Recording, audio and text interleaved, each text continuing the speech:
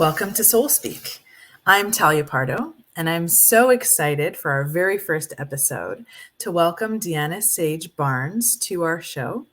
I'm so looking forward to this conversation. Dhiana has such a wealth of experience that I feel is not even done justice to if I list the titles and the areas of expertise that you have. I feel that we're barely scratching the surface, but I'll say that you're the CEO of the Mindful Living Studio, transformation catalyst and guide, executive function counselor, integrative yoga therapist, lifestyle management mentor, best-selling author of Jaguar Medicine, and so many more other attributes that we can claim. But I think it'll be great if we just get started in the conversation and you can tell us all more about how you started in this world, because I feel that you're someone that has quite a large impact on others. And where did you get all of your insight and your intuition and your knowledge and wisdom to share? So maybe I can pass the floor to you to get started on where did you start? Like what led you to this to begin with? Well, I'm going to go back to the beginning.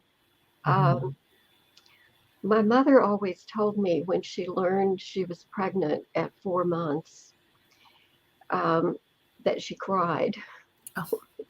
So, and I know that's a terrible thing to tell a child, but it's like I was coming in to this life, even though I wasn't really welcome. Mm. Um, and so, as a child, I had a very kind of, I'll say, magical life. Um, I was in multiple dimensions, if you will. But it was as a young adult that I discovered autobiography of a yogi, a Mm. classical text that really explains from a yogic view, uh, I'll say quantum physics. Okay. And so even though I didn't fully comprehend it, of course, I don't claim to today, but it was so powerful.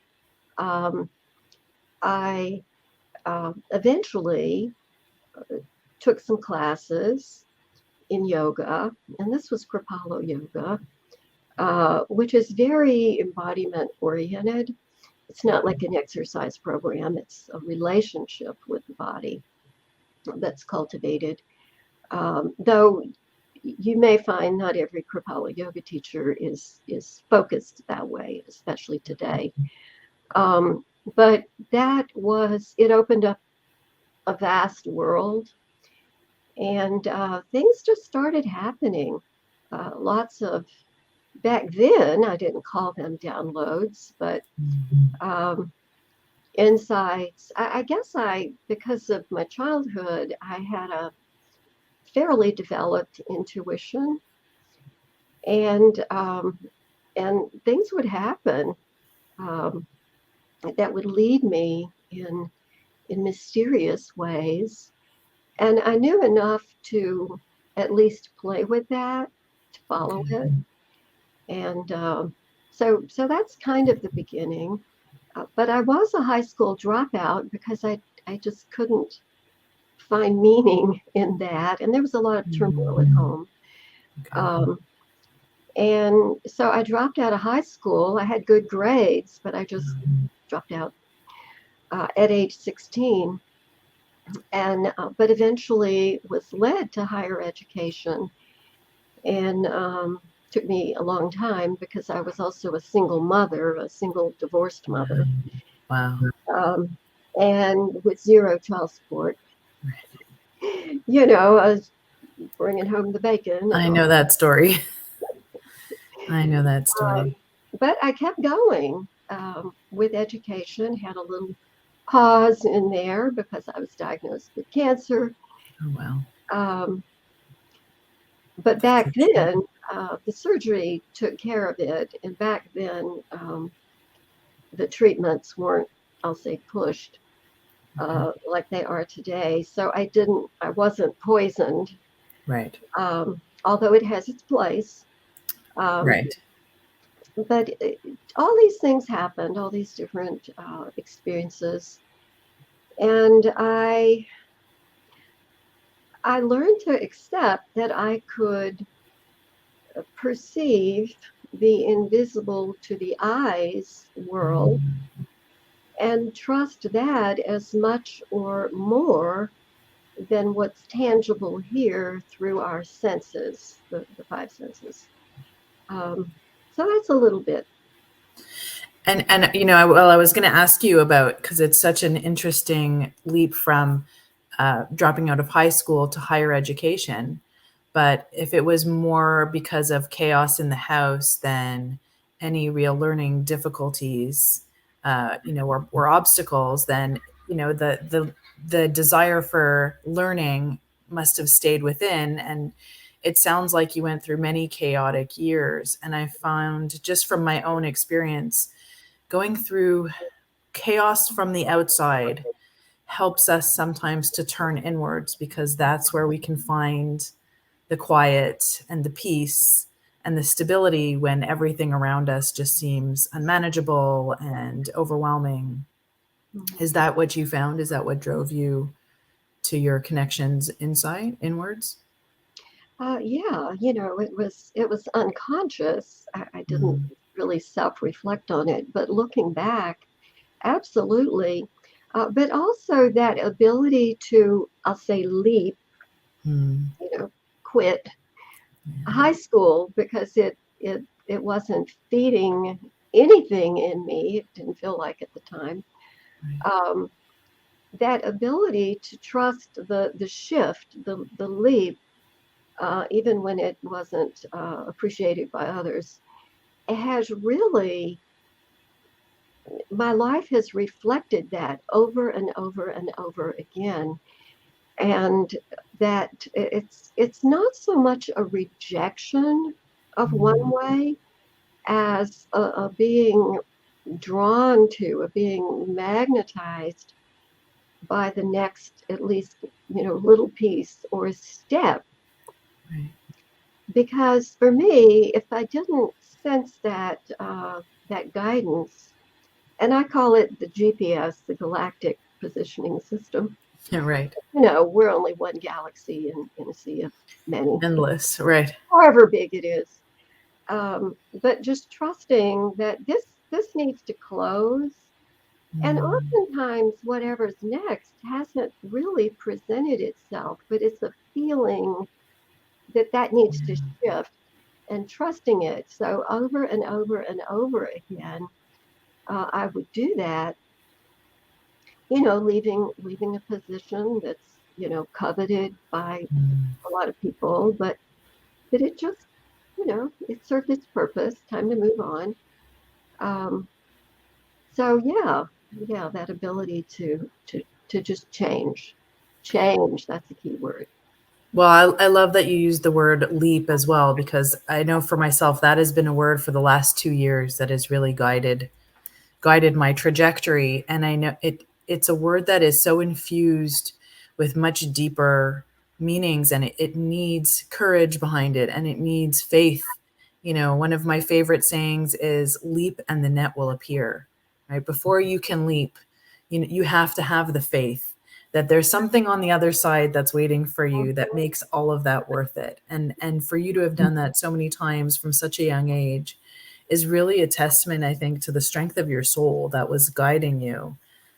Because it's not easy to do. I've only come to those places recently in life, So I'm really so inspired to hear your story about it, because it takes that, and it's almost hard to find the right words to describe that faith and that courage that it takes to leap and make the changes when you're trying to, people around you may be asking you to justify your decisions, and you don't even always have an answer for yourself, never mind anyone else. Hmm. And you can still make those moves.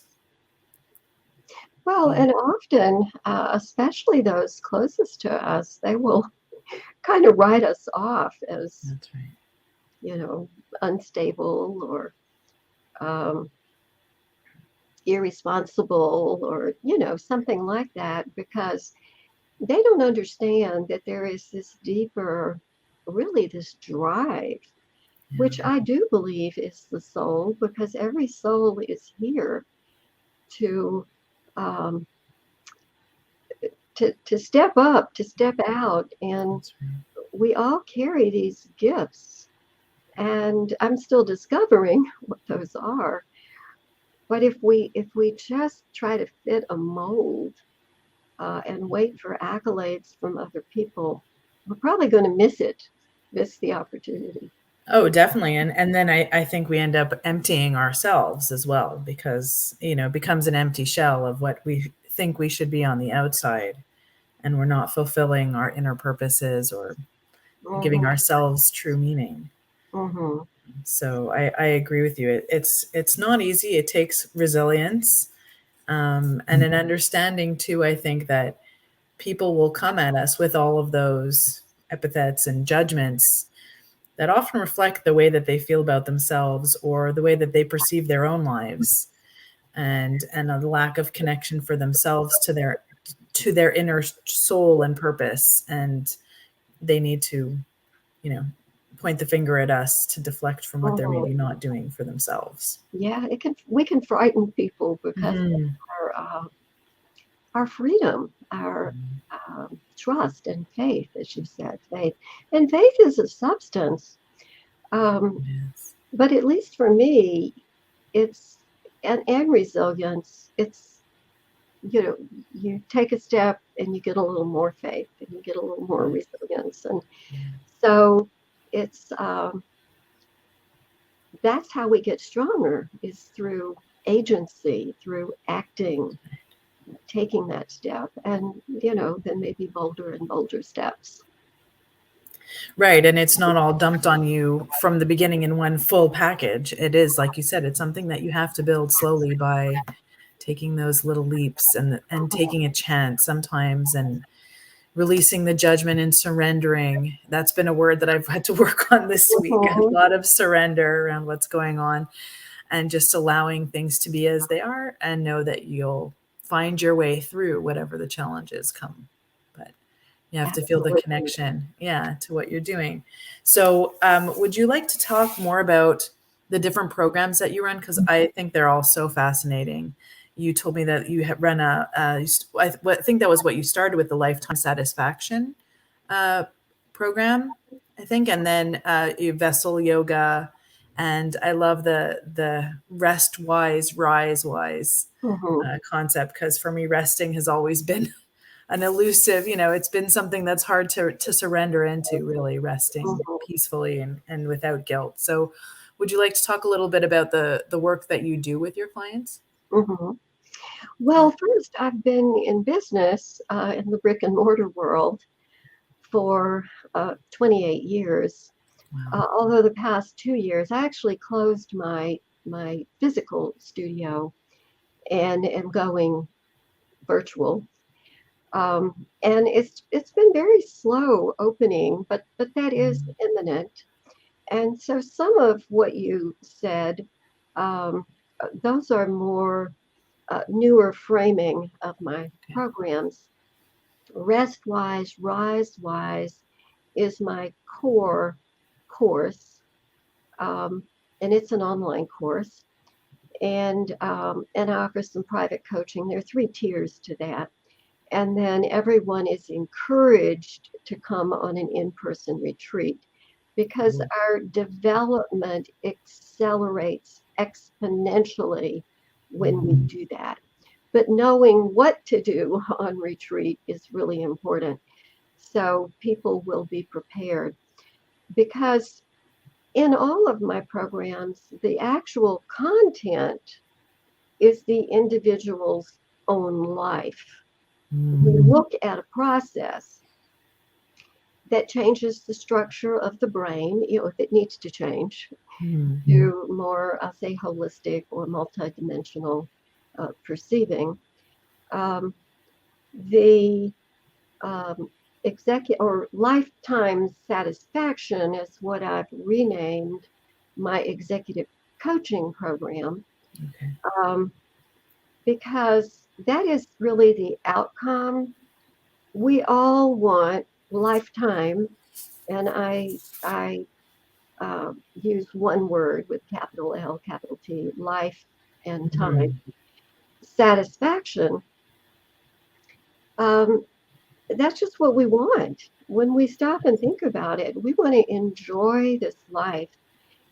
And so in the past, very, I'll say, successful, outwardly successful people would find me, and we would go through this executive coaching, which really develops the executive center of the brain.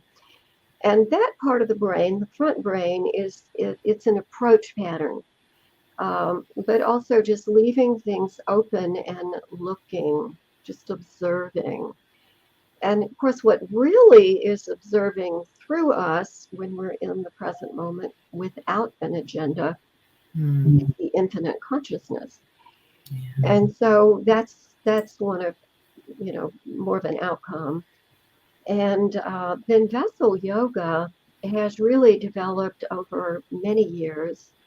I eventually gave it a name because the body is the holy temple. Yoga was never designed to be an exercise program. It was always Right. about the relationship of the individual to the infinite. Although, it's vast and there are many, many approaches.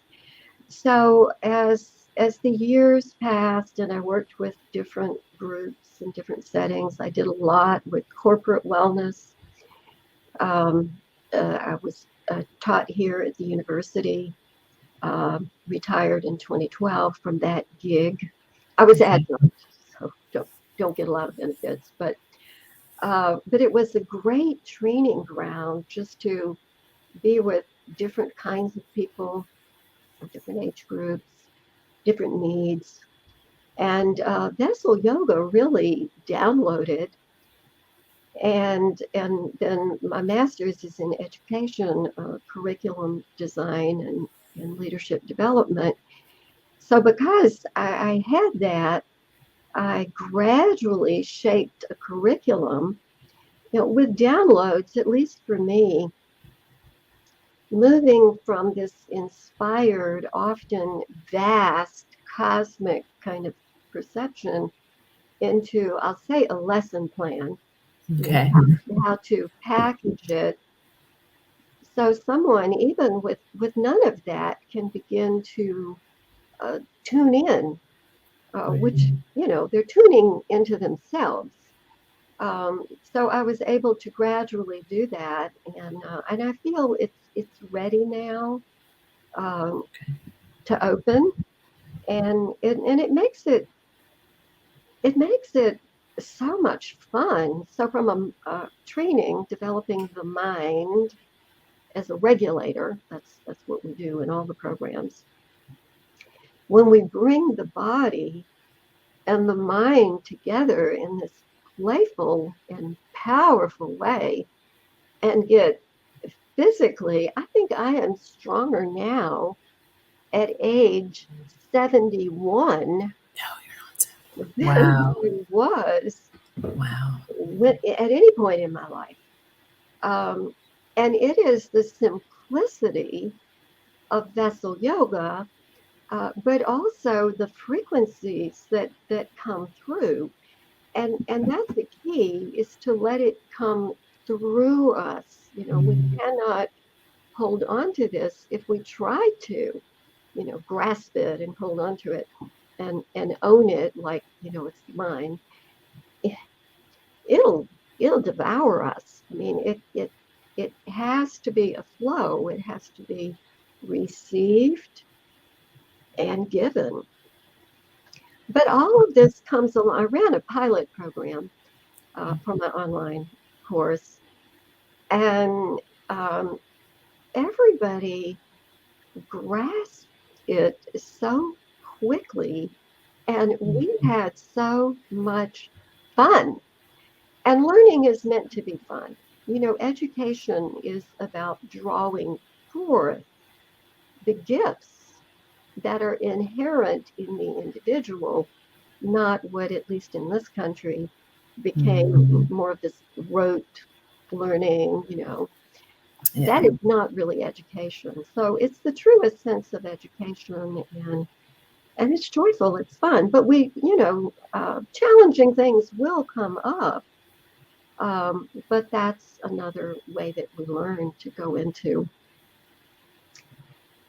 I'll say, the darkness, just whatever's there. Yeah, absolutely. And with this yoga, is it something like someone who might be familiar with it, like you said, it's not meant for exercise, but is it based on similar poses with um, mindful exercises at the same time? Like, what is the actual practice? I'm so fascinated. And what would make it harder or easier for someone to really benefit from in terms of their own approach or their mindset when they're coming in? Well, the biggest challenge over the years, and I've seen a lot of athletes, especially in my private practice, um, is to get people off of doing, Mm, imposing, making the body do something they've learned before, which, they can still have that, but we're not doing that. right.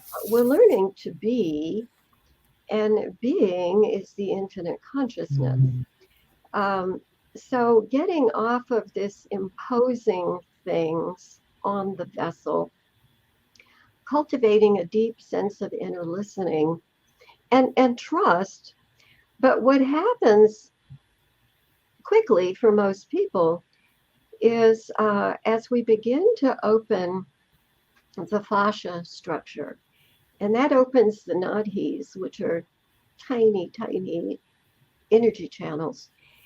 And as that structure begins to open, and most of the practice is actually done reclining. That's okay. what I recommend. Where you're just really relaxed and you might make it just a little micro shift in a very intentional way. And I offer things, but the individual really has to take the reins Okay. and and make it their own, because every moment is a new moment. And if we're just trying to do, sun salutations or whatever that are Right. beneficial, then we're going to miss it. We're going to miss the new embodiment that's wanting to birth in the vessel. And so that's the initiation of the body as the holy temple, when the individual says, you know what, I'm off of a plan. I've shown up, I'm here, and I'm willing to take this inner adventure. Mhm. And it's quite addictive. I have a 2 hour practice just about every evening, Oh, wow. and I could do way more, because it's really meditation. And Okay. the definition of meditation is absorption, where you're absorbed in the infinite now, Mm, off of the idea of time, which is a human construct. yes. And so that happens very quickly with vessel yoga. We're off of a plan. We've shown up. We're doing very simple things with a profound effect. But there is a period for most people and I love the work of John Sarno, who was a MD pain management specialist, Mm, who back pain in particular. But then as he was at New York University Medical Center for, I guess, most of his career, wrote a number of books. And the last book he wrote was The Divided Mind, because he concluded that pain, all pain, that we perceive, physical pain, is because of emotional pain. So mm, as we begin going through the structures of this, the human vessel, uh, most people have compartmentalized because we didn't know what to do with it, and we had to get on with the job and the kids and that's whatever. right.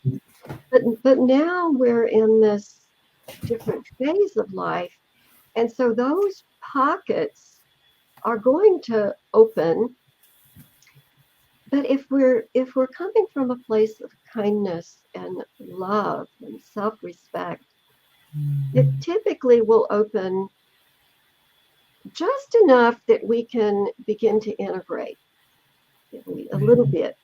And then whenever, the next moment or 5 days or a month or whenever, another little bit. It's like these layers opening up and integrating. And it can be, it can be scary, but we learn to embrace the journey. And it brings me great joy to observe the joy that arises in people, and then their whole life will often change. They're more effective, in their family life, in their work life, or whatever it is they do. They actually begin to live life.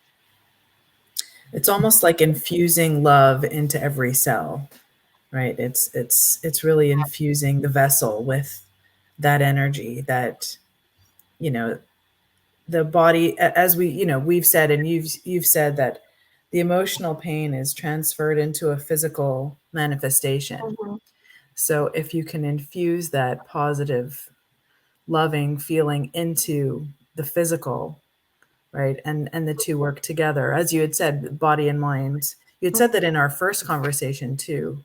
mhm. um my what was the it's on your website, mind body soul, am I right? I'm blanking on Our mind, your body, being. mind body being, exactly, right? Mhm, It's all deeply connected. And what you said about the, the distinction, or the shift away from doing into being, is such an important, it was a new concept to me when I first, came across it from one of my mentors a few years ago. I was like, what do you mean being? Like, we're so consumed with doing, and how do we do that? And mhm, our lives just wrap us up in everything we have to do. Being feels like a foreign concept, and often leaves us feeling, I think, guilty, or that we're doing something wrong, or we're slacking off, we're not fulfilling our potential if we just take the time to be. But it's actually the opposite. That concept has been flipped for us, because I think being is what helps fill your potential, right? Helps you live up to your potential. It gives you that internal space and quiet to integrate, to heal. mhm.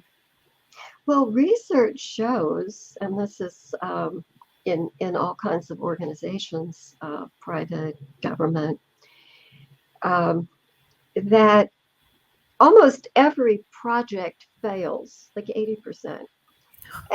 And people, vast amounts of money and other resources go into, we've got the list and all this is happening. And most of it is just a waste.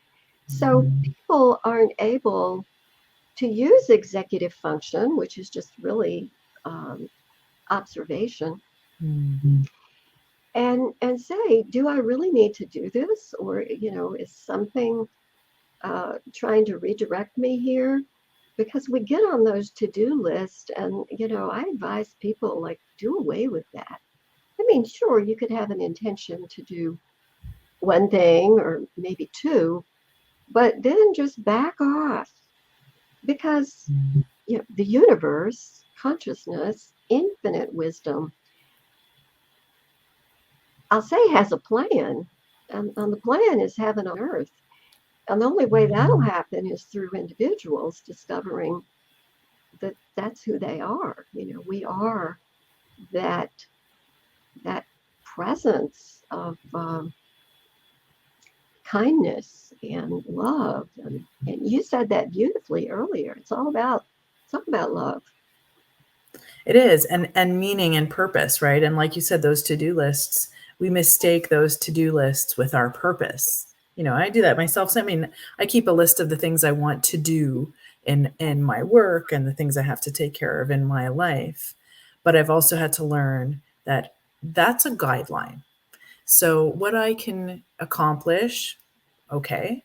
And if I can't get to it, then there's no repercussion on me, because if I come down on myself, if I'm hard on myself about not completing it, that's a physical impact, right? I'm creating a stress in my body, I'm creating inflammation in my body. It's not healthy, right? It's not giving me any health benefits. So it can be a loose guideline, and if I, am able to do it, wonderful, and if not, also wonderful, because sometimes in those moments, like you said, the universe has its plan, it has its trajectory for us, and by Mhm. not imposing our human, ideas about what we think we need to do, it leaves the space for, I think, what's supposed to happen or come our way. It leaves us space to see things that we might not have seen otherwise because our blinders are on.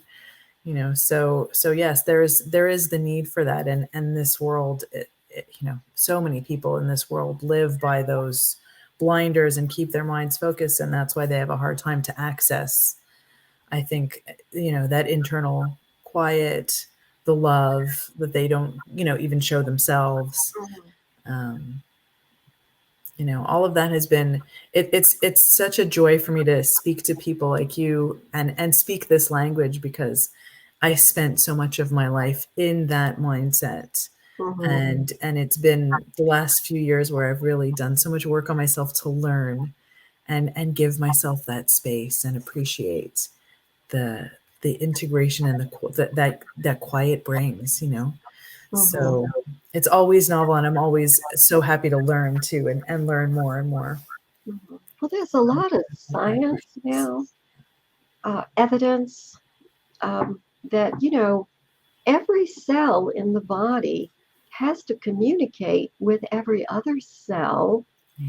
effectively, and so much happens when we claim, really learn to be quiet, because we can be quiet, inwardly quiet and absorbed in that quiet, even if we're cranking out work.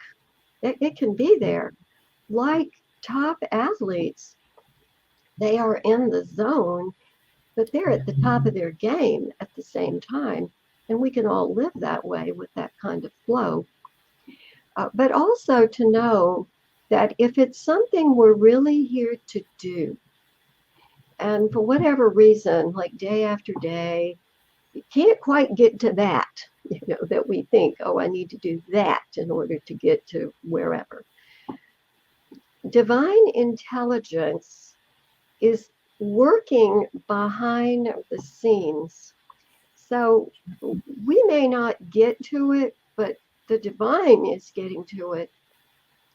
And that's why we want to interface with the field, and that's really what this executive function, as I teach it, is to hold off on collapsing the particles, because everything is simultaneously a wave and a particle.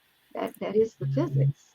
That's right. And we collapse, or people, the particles get collapsed, and that's what we call reality.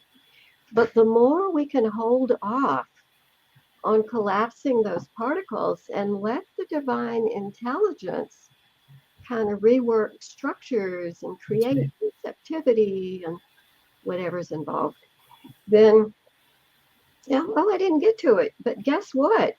The divine got to it. And if I'm not supposed to do that, if it's not what's going to get me to the full expression That's of right. what I'm here to do, then it's okay. I let it go.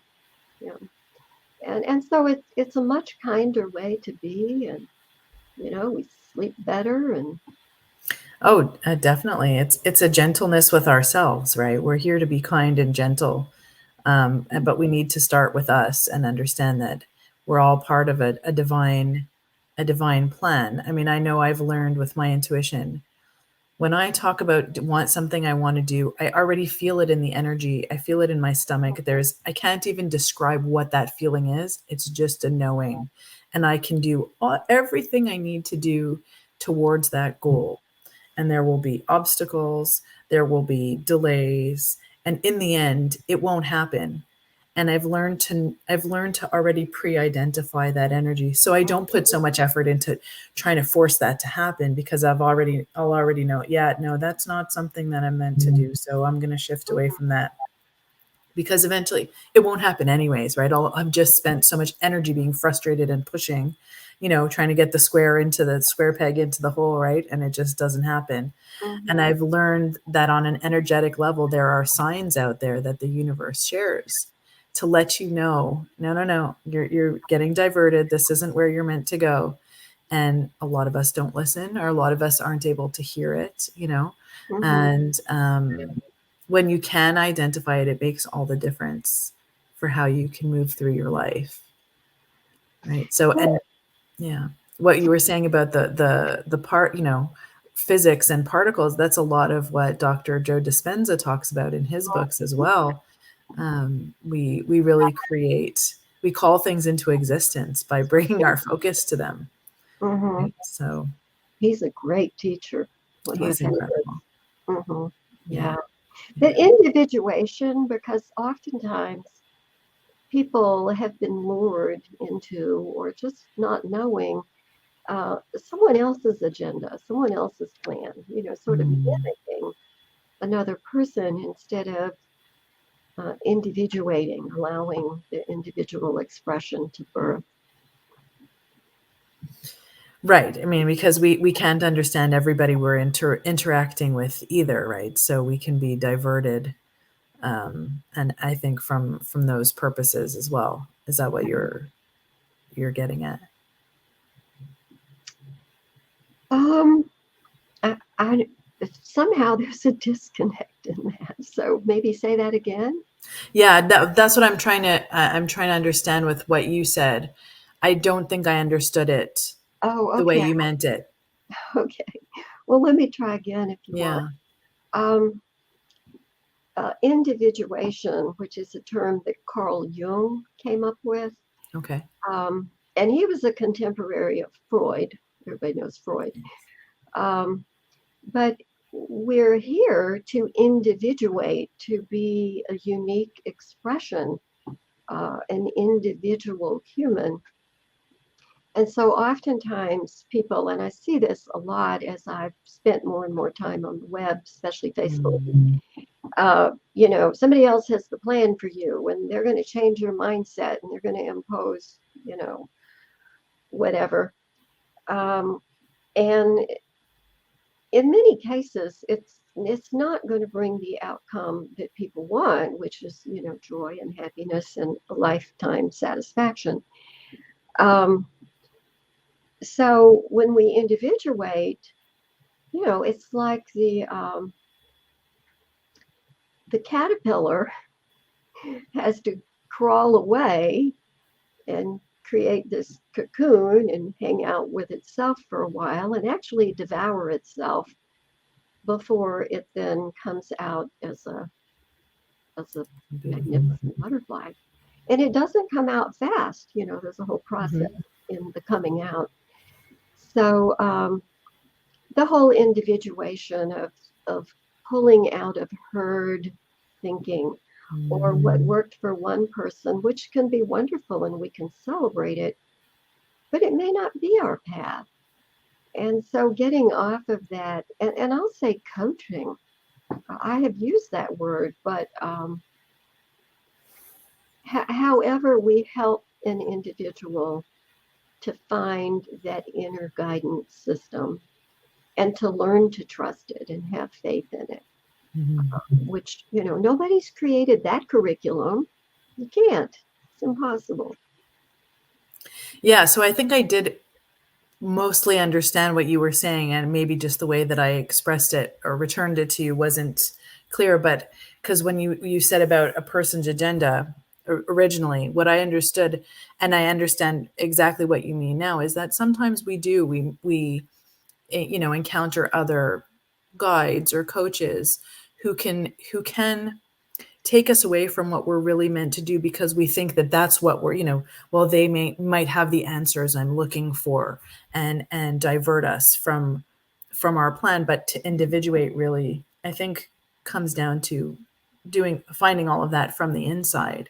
Mm-hmm. And any mentors or coaches need to understand who you are in Mm-hmm. order to help to properly guide you, and not guide you on the path that they think you need to be on, or for their own purposes, in a direction that serves them and not the individual. Mm-hmm. No Yeah. one has the answers for us. I mean, they can encourage and guide. I really like that word, guide, Yeah. but not this imposition of, you know, we'll change your mindset. Yeah, I agree with you. I'm always open to hearing new approaches and perspectives, Mm-hmm.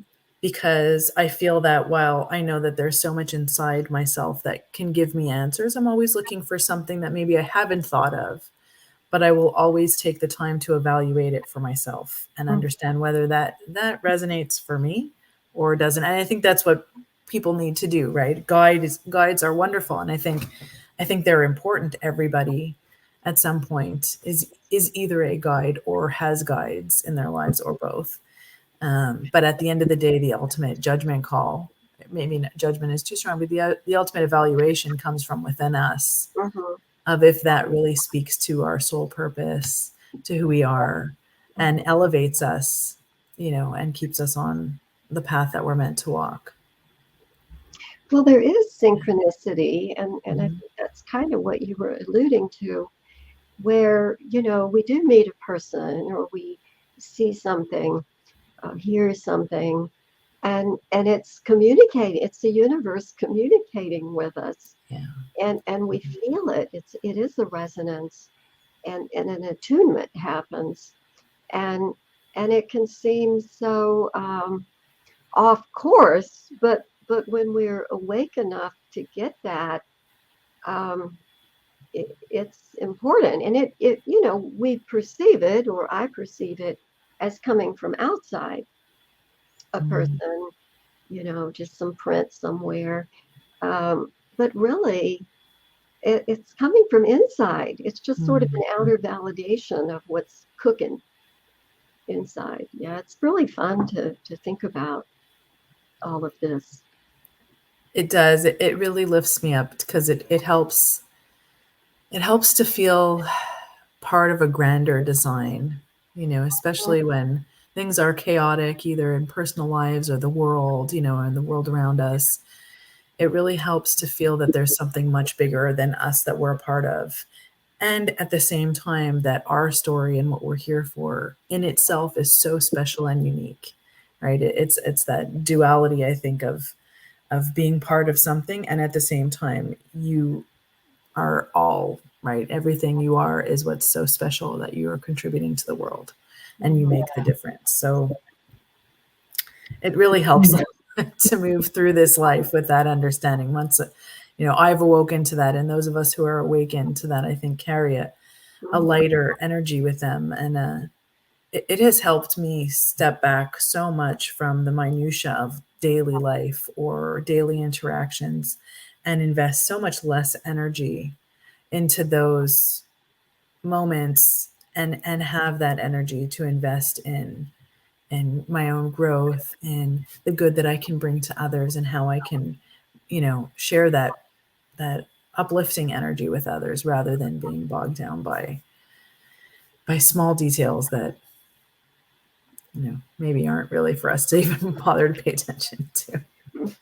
Well, it is all Yeah. energy. It's all frequency and resonance, um, and we're at the cusp of truly a magnificent, I believe, um, time on Earth Mm. where um, it's it seems there's kind of two camps, Yes. but anyone can awaken and participate in the true wealth um, that we're talking about, and it can happen so fast, or there can be more and more suffering from clinging really to a strictly Newtonian view, if we Yeah. wanted to use that Right. The right, cause and effect. Eh? And just say, the quantum view's always been there. It just wasn't articulated by science. It was articulated by all the ancient people, the indigenous people. They knew of this resonance and this conscious participation. So it's ancient, but it's Well, yeah. it's all coming together. I think it's all resurfacing. I think we experienced quite a great forgetting over the last few thousand years, and I think we're all relearning and rediscovering, ancient wisdom that it would benefit all of us to awaken to. Mm-hmm. Yeah. Yeah. So I really can't believe that we're almost at an hour because I get so immersed when I speak with you. I just love it so much. I hope we can do this again. Before we sign off, I'm going to ask you if there's a book, because I'm also a book lover and my life has been spent with books. To me, these shows have to incorporate something about Mhm. books, and I'd love to know what has inspired you, something that stood out to you in your Mhm. readings to share with the audience. Well, let me say first that I Mm. consider myself a bridger, people who are ready to kind of walk across that bridge into a new paradigm, Mm. and so have show and tell. I don't know if it'll show up right, but yeah, it did. Okay. So, Biology of Belief by Bruce Lipton, Okay. who is a stem cell biologist, and he just has a great wealth of knowledge, and he shares things in a very playful way. And he has a great personal story too. So that's an excellent book, and it won a Mm. science award, best books, science award. You would Amazing. appreciate that as former librarian. Yes. Well, but I'll put that title in the show notes for anyone who wants to Mhm. look that up, and I'm going to put that on my to be read list to And he order. has some other books. One more recent than that is called The Honeymoon Effect, which Okay. is really about living with this amazing joy and happiness. And then do sign up for his monthly newsletter because it's a hoot. The man is so funny, and he's having so much fun on the planet sharing this amazing knowledge. He was stuck in the halls of academia for many years, so he's dancing now. Sure. But that's a really good book to to look at the science in a quantum view, and it gets into epigenetics and all of that, Mm. Yeah. um, which it's how we get programmed in our cells and everything, and it's just conditioning, it's just programming, and we can break free from that. So he's a good teacher. Well, thank you for that. Before we go, is there something you'd like to share as a nugget of wisdom to leave the audience with before we sign off? Something that resonates with you that you'd like to share? Well, it's really what we've been talking about, Mm. but the answer is inside of you. And learning to trust that and learning to let it speak. And that's everything that I offer is about developing that relationship, but it's already there. It's just hidden, it's just covered up, Mhm. um, but it's there fully. It's there fully, and so allowing that to germinate and blossom. Mm. Definitely something that we all need to incorporate and keep in mind. So, Mhm. where can our audience find you? Well, I have a website that I'm Mhm. updating, mindfullivingstudio.com. I also have Mindful Living Studio Ooh, Global.com, okay. but they go to the same website, and vesselyoga.com. They all go to the same Okay. place. And then I am on LinkedIn. I'm fairly new over there and enjoying getting to know a few people. Uh, fairly active on Facebook, um, enjoying meeting people from all over in all walks of life. But those are the main places. And so, Perfect. I will put all of those links. I'll put all those links for you for our audience in the show notes so they can find you. And I want to thank you so much. This is such a pleasure, and I'm so honored that you joined me for this first episode of Soul Speak. And I hope we can do this again soon. yes, And I'd love I wish to. you all And the I'm best. deeply honored. So I Thank haven't done much of this, but to be you. your Oh, first you're guest wonderful. is great. You're wonderful. Thank you so much. Have a great day.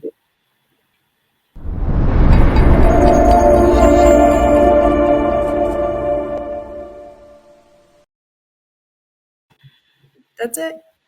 Okay, well, thanks. And feel free to edit out some of that if need be. It was No, fun.